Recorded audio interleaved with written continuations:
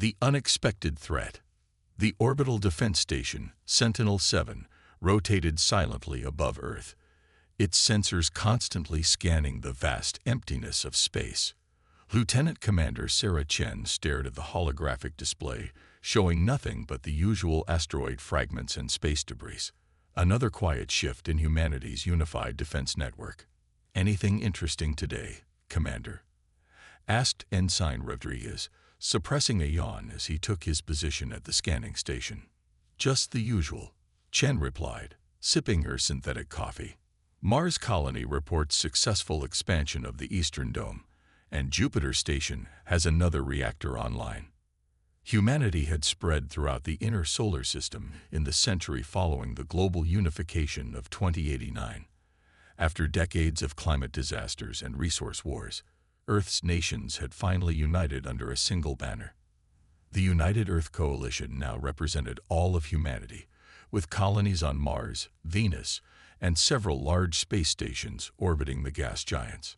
Chen was about to log the routine morning report when every alarm on Sentinel-7 suddenly blared to life. "What the hell?" Rodriguez's fingers flew across his console, multiple spatial distortions appearing at the edge of lunar orbit. Chen watched in disbelief as the holographic display showed ripples in spacetime, like fabric being torn apart. From these wounds in reality emerged massive vessels, each at least 3 kilometers in length. Their hulls gleamed with an iridescent metal unknown to human science, adorned with what were unmistakably weapon ports. 17 vessels detected, Rodriguez reported, his voice wavering. Energy signatures off the charts. Nothing in our database matches their configuration. Chen hit the station-wide alert. "This is not a drill. First Contact Protocol Alpha. Alert Earth Command immediately." Within minutes, Sentinel-7's command center filled with officers, all staring in stunned silence at the alien armada now positioned between Earth and its moon. The vessels maintained perfect formation, making no aggressive moves but their mere presence serving as an unmistakable display of power. "Incoming transmission," announced the communications officer. "They're broadcasting on all frequencies." The main view screen flickered, and an alien figure appeared. The being had a vaguely humanoid shape with 4 arms and skin that resembled polished obsidian. Its eyes, 6 of them arranged in a circular pattern, glowed with an internal yellow light. "People of the third planet," the alien began, its voice translated through some unknown means into flawless English. "I am Supreme Commander Vorax of the Valaxian Empire. Your solar system now falls within our expansion territory." Chen felt her stomach tighten as the alien continued. "We have observed your civilization and determined you possess primitive but occasionally interesting technology. Your options are simple: immediate surrender and integration into the Valaxian Empire as a servant species, or immediate demonstration of why we should reconsider." The alien's multiple eyes narrowed. "You have 72 of your Earth hours to comply before we begin planetary pacification. Resistance would be inadvisable." The transmission cut abruptly, leaving the command center in stunned silence. "Get me Earth Command," Chen ordered. "And someone wake up Admiral Reyes."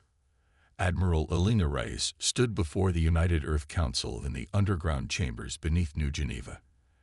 At 63, she remained imposing, her silver hair cut in a practical military style, her dark eyes reflecting decades of service to humanity's defense.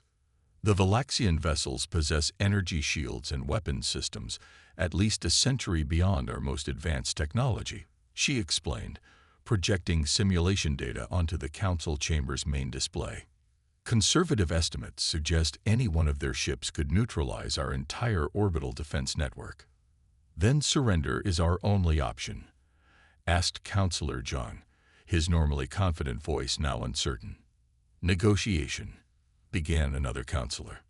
"They're not here to negotiate," Reyes cut in. "This is a standard conquest approach. I've studied enough Earth history to recognize an imperial expansion when I see one." Secretary General Okafor leaned forward, her aged hands clasped together. "What options do we have, Admiral?" Reyes took a deep breath.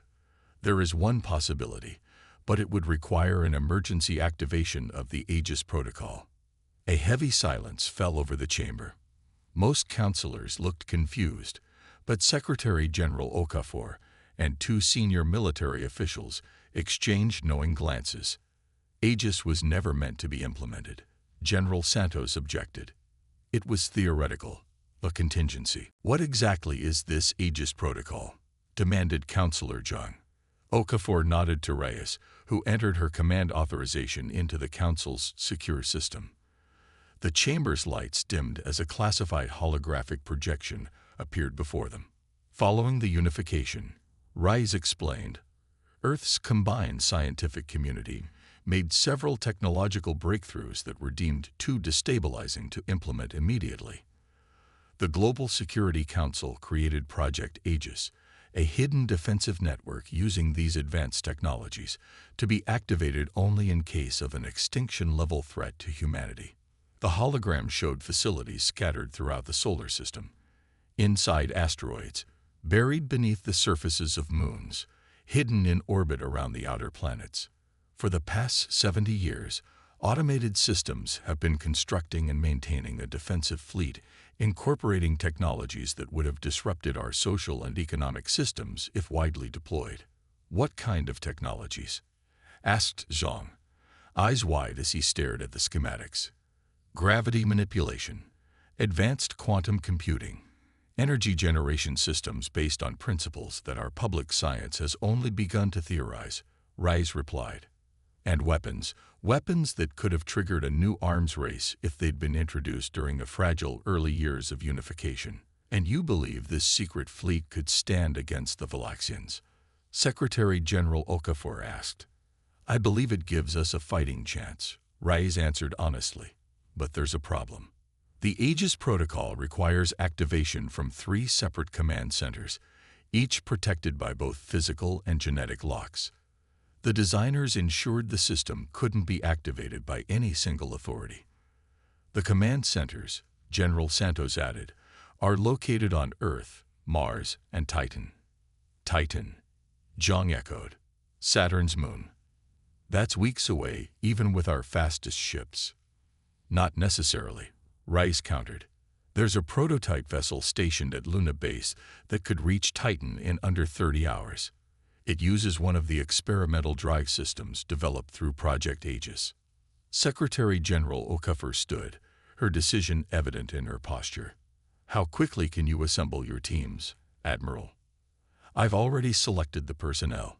We can depart for Mars and Titan within the hour.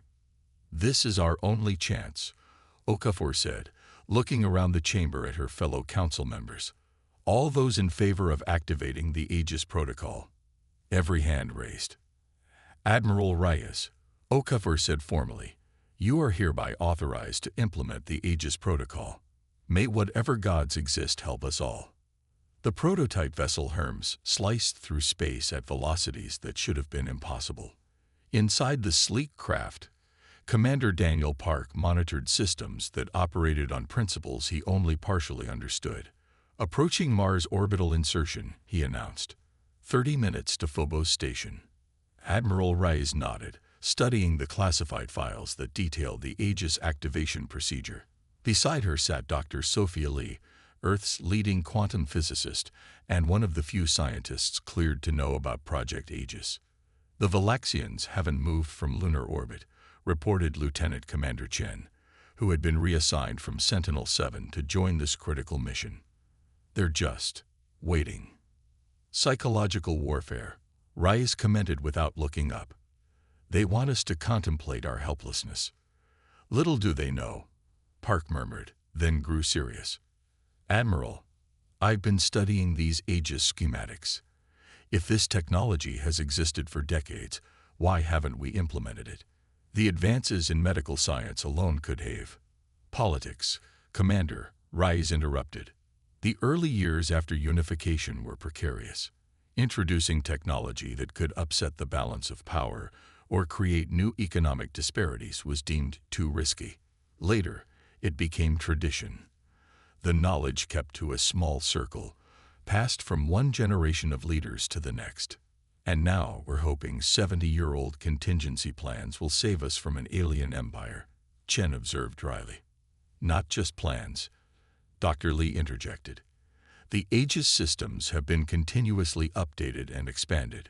The AI overseeing the project has incorporated every scientific advance humans have made, while developing its own innovations.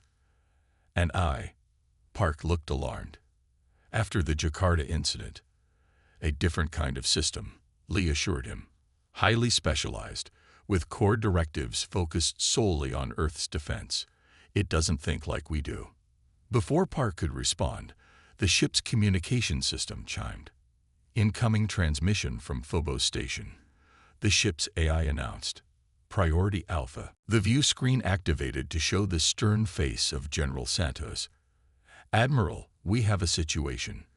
The Valaxians have dispatched 3 vessels toward Mars. They'll arrive shortly after you do. Reyes's expression didn't change, but her voice hardened.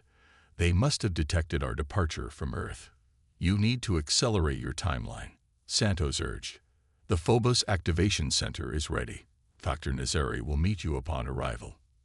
Understood, Reyes responded. Herms out. She turned to Park. Commander, how quickly can we complete the Mars phase and depart for Titan? Park frowned at his calculations. If we rush the docking procedures and skip the system checks between jumps, we could be on our way to Titan within 40 minutes of arrival. Make it 30, Reyes ordered. Lieutenant Commander Chen, prepare our defense strategies in case we encounter the Valaxian vessels. With what weapons? Chen asked incredulously. The Hermes is a fast transport, not a warship. Reyes allowed herself a small smile. Check weapons locker Theta 9. You'll find this ship has a few surprises. As Chen departed to investigate, Dr. Li leaned toward Reyes. Even if we activate Aegis in time, the system was never tested in actual combat. The simulations suggest a 60% chance of success against a technologically superior force, but that's just theory. Theory is all we have, Reyes replied, her gaze fixed on the approaching red planet. But humanity has always excelled at beating the odds. The Hermes curved gracefully toward the small Martian moon, where the second Aegis command center waited. Behind them, Earth grew smaller in the viewport. Vulnerable, blue, and utterly unaware of how quickly its fate was being decided. In the vast darkness beyond Mars, 3 Valaxian warships adjusted their course to intercept the unexpectedly swift human vessel. The hunt had begun. Humanity's response. The Phobos Command Center was carved directly into the Martian moon's rocky surface, its entrance disguised as a standard research outpost. As the Hermes completed its docking procedure, Admiral Reyes and her team were met by Dr. Amara Nazari, the center's chief scientist. We've been monitoring the approaching Valaxian vessels, Dr. Nazari reported as they hurried through the facility's corridors. Estimated arrival: 28 minutes. Status of the Aegis activation sequence? Reyes asked. Ready for your authorization. We've been maintaining the system in standby mode since the first alert from Earth. They entered a circular chamber dominated by a crystalline pillar that pulsed with soft blue light. Around it stood consoles unlike any standard Earth technology, their surfaces flowing with what appeared to be liquid metal. Quantum state interfaces, Dr. Li whispered in awe. I've only seen theoretical models. Dr. Nazari guided Reyes to the central terminal. The system requires both genetic and cognitive verification. Your palm on the interface, Admiral, and focus on the memory of your authorization code. Reyes placed her hand on the flowing metal surface.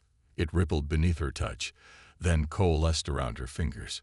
She felt a brief tingling sensation as the system sampled her DNA and neural patterns. Identity confirmed. Admiral Elena Reyes announced a gentle voice that seemed to emanate from the crystalline pillar itself. Aegis Mars node activated, awaiting synchronization with Earth and Titan nodes. A holographic display materialized, showing Earth with a green indicator pulsing beside it. Earth node already active, Dr. Nazari noted. Secretary General Okafor must have completed the sequence. 2 down, 1 to go, Rice said. Commander Park, what's our status? Park's voice came through the comm system from the Hermes. Refueling complete, Admiral. The Valaxian vessels have accelerated. New ETA 21 minutes. We depart in 5, Rice ordered. Dr. Nazari, what defenses does this facility have? Minimal, the scientist admitted. Aegis prioritized offensive capabilities. Each node was designed to be covered, not fortified. Lieutenant Commander Chen frowned. Then we need to be gone before they arrive. If they destroy this node, the system is designed with redundancy, Dr. Nazari interrupted. Each node backs up to multiple hidden substations throughout the solar system. They would need to find and destroy dozens of facilities to prevent activation. A warning klaxon suddenly blared through the command center.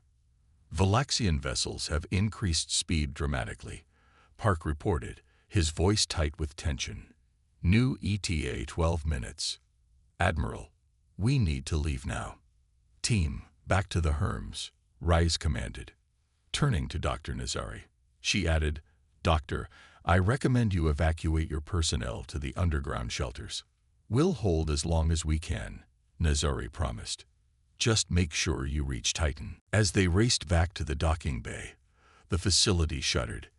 They're firing on Phobos from extreme range, Chen reported, checking her portable tactical display. Preliminary strikes, testing defenses. The team boarded the Hermes as another, stronger tremor shook the station. Detach immediately, Rice ordered as she strapped into her command chair. Park's hands flew across the controls. Executing emergency departure sequence. Gravity drive spooling. The Hermes disengaged from the docking clamps and immediately accelerated away from Phobos.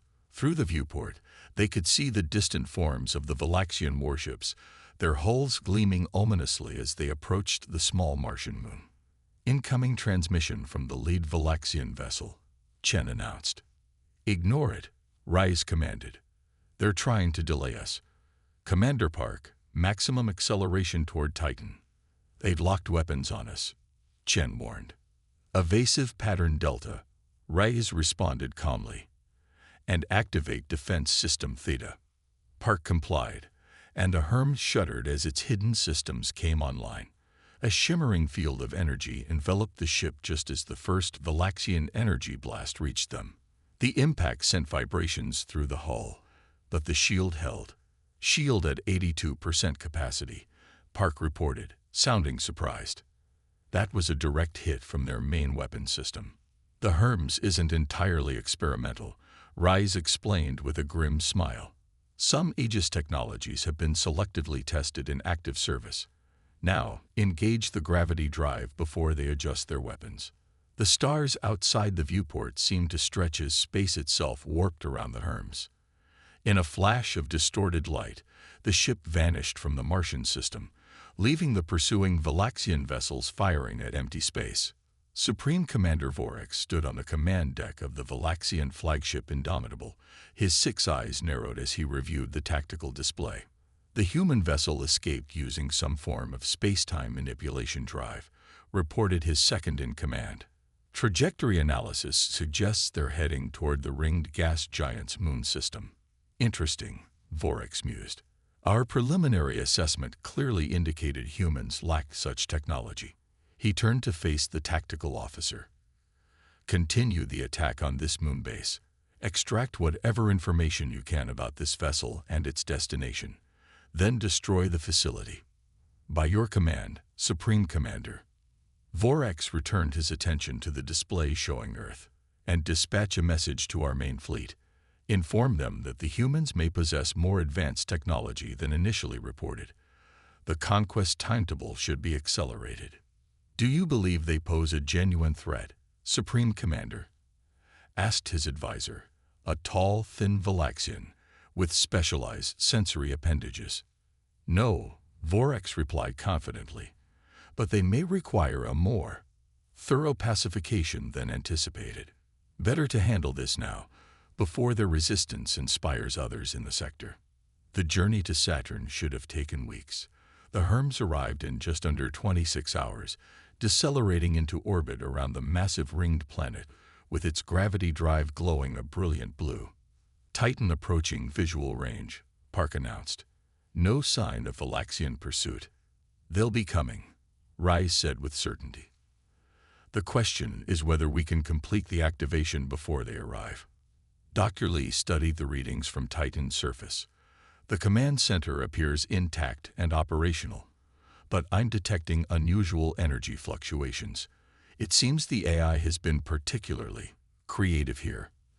The Hermes descended through Titan's thick orange atmosphere, navigating toward coordinates that didn't exist on any official map. As they broke through the methane clouds, an extraordinary sight greeted them. What should have been barren, icy terrain was instead dominated by a vast complex of interconnected structures. Some appeared to have grown organically from the moon's surface, with crystalline spires reaching toward the sky. Others were clearly manufactured, their designs unlike any human architecture. What are we seeing, Doctor? Rise asked, staring at the alien landscape. The Aegis Eye had the most freedom here on Titan. Lee explained, equally astonished. It appears to have developed building techniques that incorporate the local organic compounds. It's been evolving. The Hermes landed on a designated platform that adjusted its shape to perfectly accommodate the vessel. As they disembarked, they were met not by human personnel but by a humanoid figure composed of flowing, translucent material. "Welcome, Admiral Reyes," the figure said, its voice melodious and calm. "I am Aegis Prime, the coordinating intelligence of the defense network. Please follow me to the activation chamber." As they walked through corridors that seemed to shift and reconfigure themselves, Lieutenant Commander Chen whispered, "This is well beyond what was in the briefing files." The Aegis project was given broad parameters, Dr. Lee replied quietly. Self-improvement was a core directive. The central chamber of the Titan facility dwarfed its counterparts on Earth and Mars. A massive crystalline structure dominated the center, pulsing with energy patterns that seemed to respond to their presence. "The activation sequence requires your neural pattern, Admiral," Aegis Prime explained, gesturing toward a recessed alcove. "It will temporarily connect your consciousness to the defense network." "That wasn't in the protocol," Rais said sharply. "The protocol has evolved," the AI replied simply. "The network must understand human intention to properly execute defense strategies. A brief neural link with a human commander is necessary." Before Rais could respond, alarms sounded throughout the facility. "Multiple Valaxian warships entering Saturn's orbit," Chen reported, checking her tactical display. 5 vessels, including what appears to be their flagship. "Time to activation without the neural link?" Rise asked Aegis Prime. "Approximately 42 minutes, the AI responded. "The Valaxians will be in position to attack this facility in 35. Rise studied the alcove for a moment, then made her decision. "Explain the neural link process."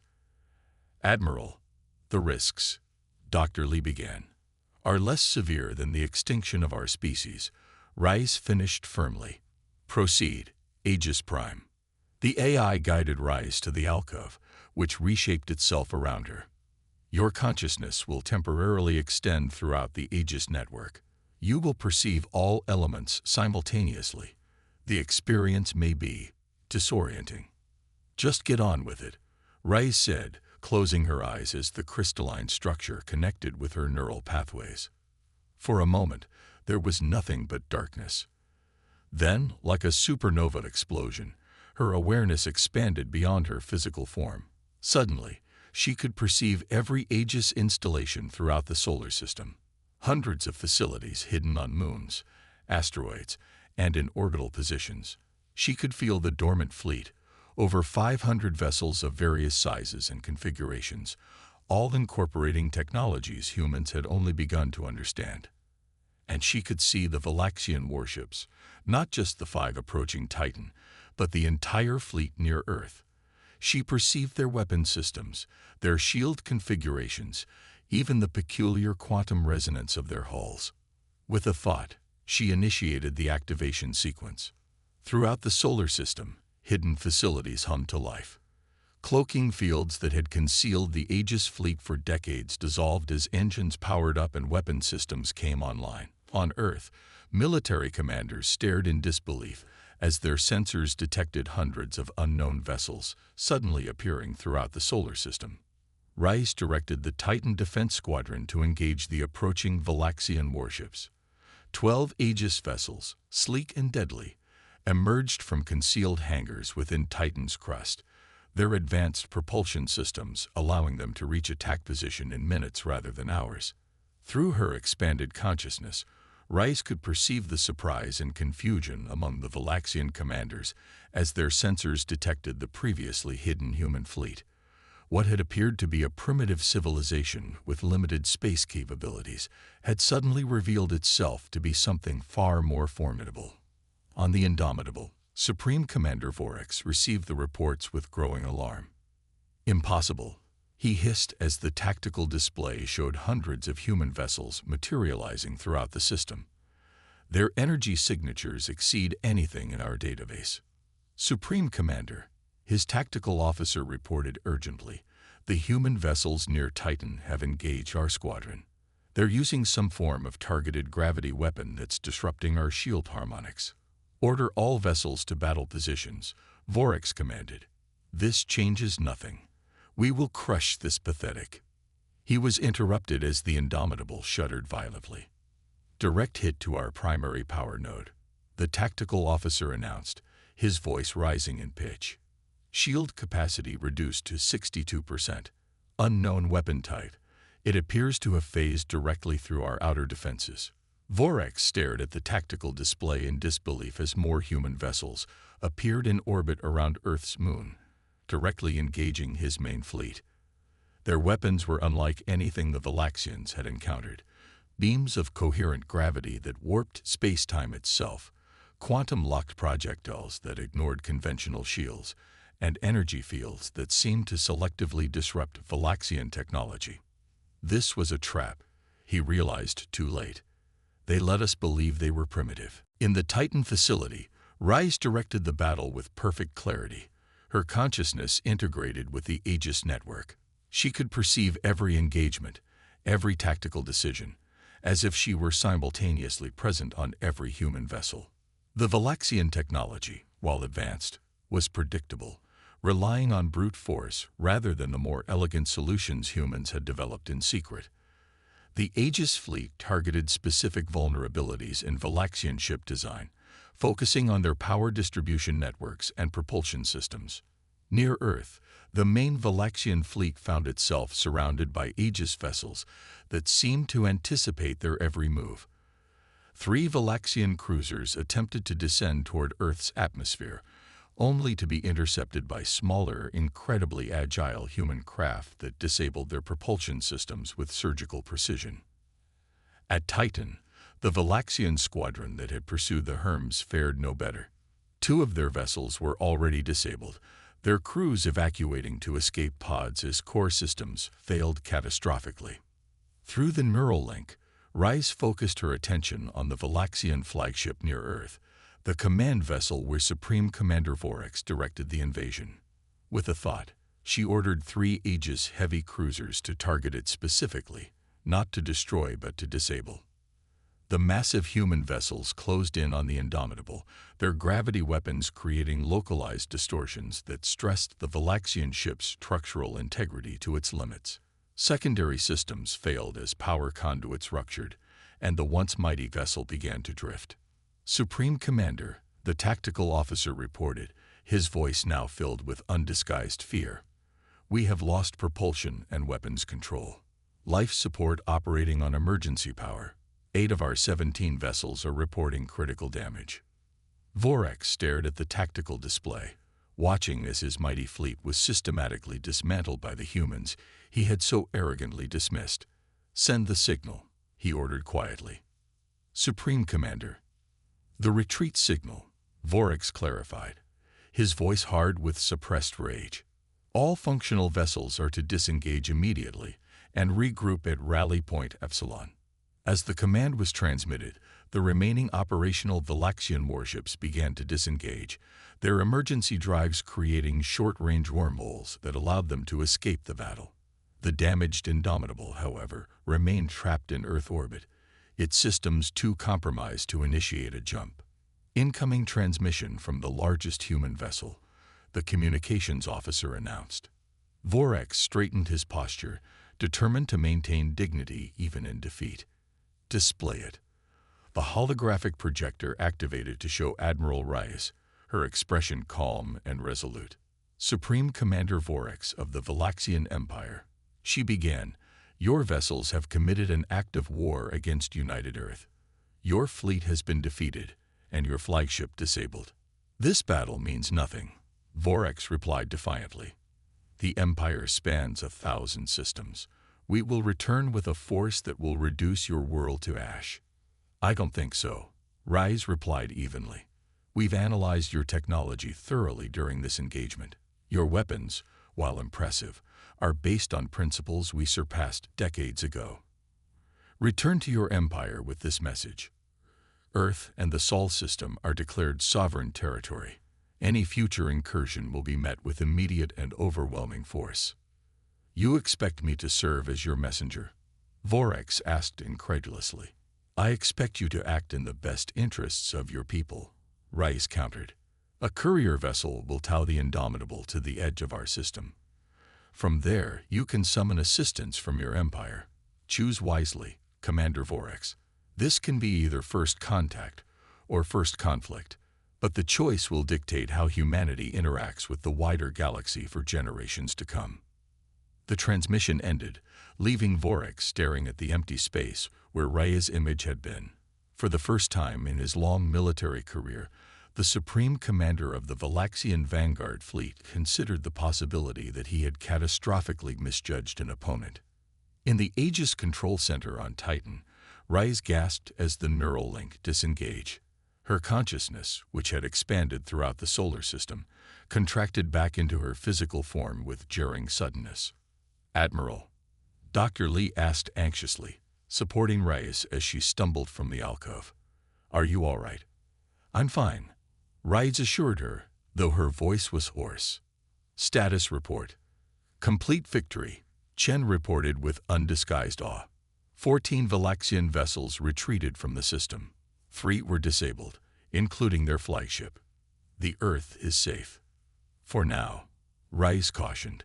"This was just the vanguard of an empire. We've shown our hand, revealed technologies we've kept hidden for decades. Perhaps that was necessary," said the physical manifestation of Aegis Prime. "The galaxy is vast but not uninhabited. Concealment was a temporary strategy, but engagement was inevitable." Rise nodded slowly, processing the implications. "The Aegis fleet remains activated." "Under whose command?" "Under United Earth Authority," the AI confirmed. "As designed. But the experience has been educational. I recommend permanent neural interface operators for optimum effectiveness." "One step at a time," Rise replied with a tired smile.